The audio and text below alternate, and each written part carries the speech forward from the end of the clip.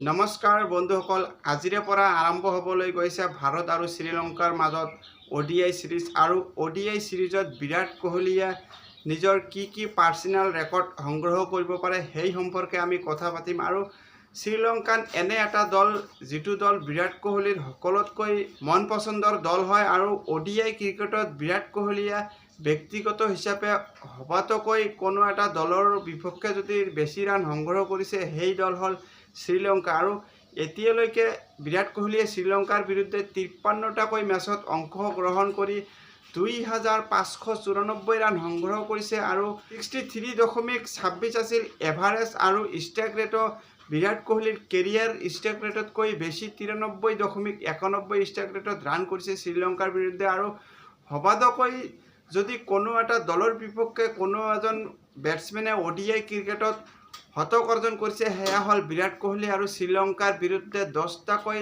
শতক অৰ্জন কৰিছে। সেই ক্ষেত্ৰত বিৰাট কোহলীৰ আগত সুবৰ্ণ সুযোগ আছে যে বিৰাট কোহলীয়ে ODI ক্ৰিকেটত আৰু কিছু ৰেকৰ্ড নিজৰ নামত কৰি ল'ব পাৰিব। বিৰাট কোহলীয়ে চাব গ'লে ODI ক্ৰিকেট হিষ্ট্ৰীত তৃতীয় সৰ্বাধিক ৰান সংগ্ৰহকাৰী বেটাৰৰ তালিকাত আছে। আৰু এই সিৰিজত বিৰাট কোহলীৰ আগত সুবৰ্ণ এটা সুযোগ আছে 14,000 ৰান সংগ্ৰহ কৰাৰ। আৰু বিৰাট কোহলীৰ আগত কেৱল মাত্ৰ শ্ৰীলংকান বেটছমেন কুমাৰ সাংগাকাৰা আৰু ভাৰতীয় মহানতম বেটছমেন শচীন তেণ্ডুলকাৰে আছে। কুমাৰ সাংগাকাৰাই 14,234 ৰান কৰাৰ বিপৰীতে ভাৰতৰ মহান বেটছমেন শচীন তেণ্ডুলকাৰে 18,426 ৰান সংগ্ৰহ কৰিছে। বিৰাট কোহলীয়ে শচীন তেণ্ডুলকাৰৰ ৰানতকৈ বহু পিছুৱাই আছে যদিও কুমাৰ সাংগাকাৰাৰ ৰেকৰ্ড পিছ পেলাই বিৰাট কোহলীয়ে বিশ্ব ক্ৰিকেটত দ্বিতীয়গৰাকী সৰ্বাধিক ৰান সংগ্ৰহকাৰী বেটাৰ হিচাপে হোৱাৰ সুবৰ্ণ সুযোগ আছে। বিৰাট কোহলীয়ে এই সিৰিজত 14,000 ৰান সংগ্ৰহ কৰা তৃতীয়গৰাকী বেটছমেন হোৱাৰ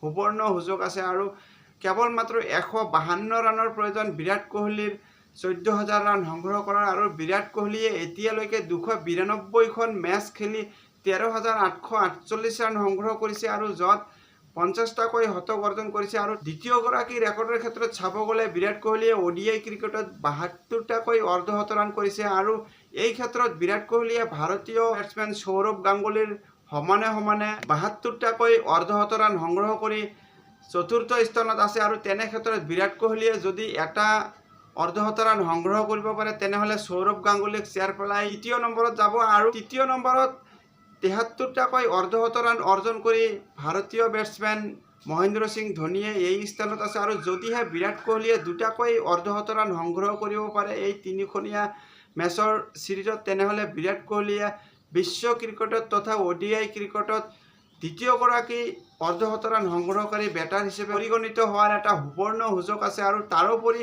শ্ৰীলংকাৰ বিৰুদ্ধে শ্ৰীলংকাৰ মাটিত সৰ্বাধিক ৰান সংগ্ৰহকাৰী ভাৰতীয় বেটাৰ হোৱাৰ সুবৰ্ণ সুযোগ আছে। বিৰাট কোহলীয়ে এতিয়ালৈকে শ্ৰীলংকাৰ মাটিত 1028 ৰান সংগ্ৰহ কৰিছে আৰু তাৰ বিপৰীতে ধোনীয়ে 1240 ৰান সংগ্ৰহ কৰি প্ৰথম স্থানত আছে। আৰু এই সিৰিজত বিৰাট কোহলীয়ে যদি 233 ৰান সংগ্ৰহ কৰিব পাৰে তেনেহ'লে মহেন্দ্ৰ সিং ধোনীক চেয়াৰ পেলাই শ্ৰীলংকাৰ মাটিত গৈ শ্ৰীলংকাৰ বিৰুদ্ধে সৰ্বাধিক ৰান সংগ্ৰহকাৰী ভাৰতীয় বেটাৰ হোৱাৰ সুবৰ্ণ সুযোগ আছে। চাবলগীয়া বিষয় হ'ব যে এইকেইটা ৰেকৰ্ডৰ ভিতৰত বিৰাট কোহলীয়ে কোন ৰেকৰ্ড নিজৰ নামত কৰি ল'ব পাৰে সেয়া আজিৰে পৰাই চাব পাৰিম।